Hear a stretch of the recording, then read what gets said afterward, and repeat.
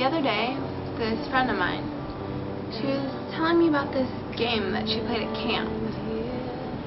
It was where you stood up on top of a chair by yourself and crossed your arms over your chest and closed your eyes. And everyone else in the room, they stood next to the chair with their arms out.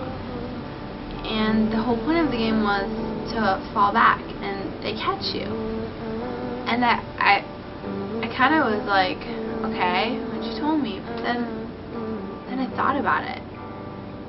And I mean, I wouldn't trust a complete room full of strangers to just catch me, so I asked her. I was like, well, how do you know they're gonna catch you?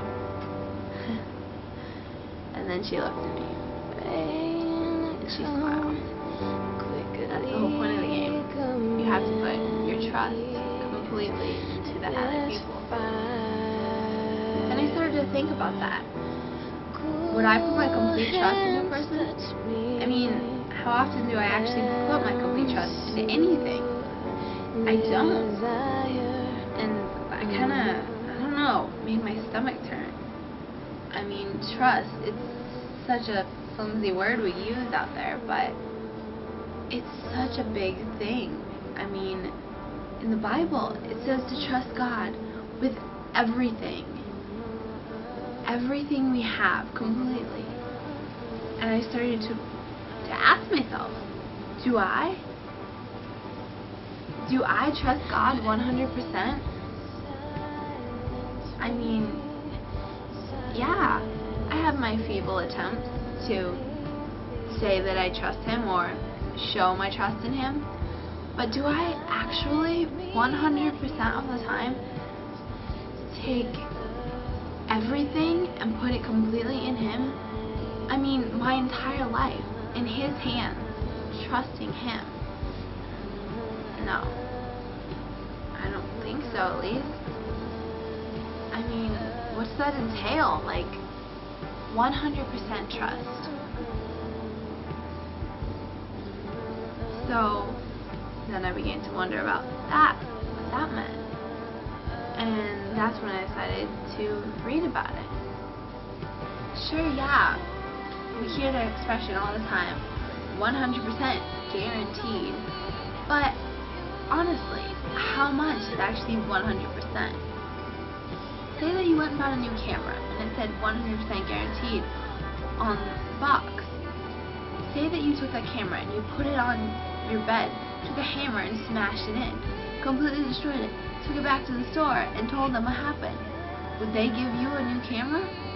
No, they wouldn't.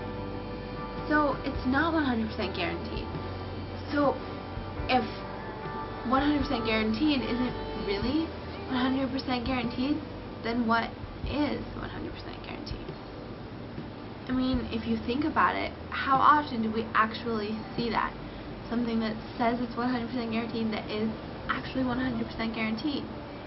We don't. In this day and age, 100% is actually 75. So how can I know what 100% trust in something is? How do I know that I actually put 100% of my trust into God? In the Bible, it says to trust God 100% with everything we have, not caring about anything else but our relationship with Him. It says having trust with God is being content with absolutely nothing but the fact of knowing that He is our God and He loves us and that His Son died on the cross for us. Having 100% trust in God is knowing that He is always there. So then, something came to my mind when I thought about trusting God. I mean, how many times do I get mad at God and say that He failed me and that He didn't pull me through? I mean, I must do that 100 times a day. Oh God, you didn't come through on this aspect, or you didn't do this for me. But did he really, honestly fail me? No. God never fails.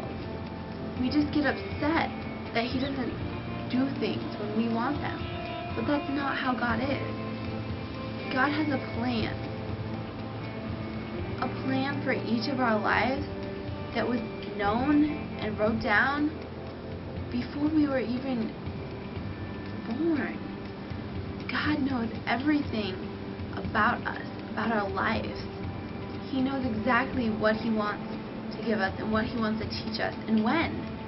And sometimes it's not in our time zone.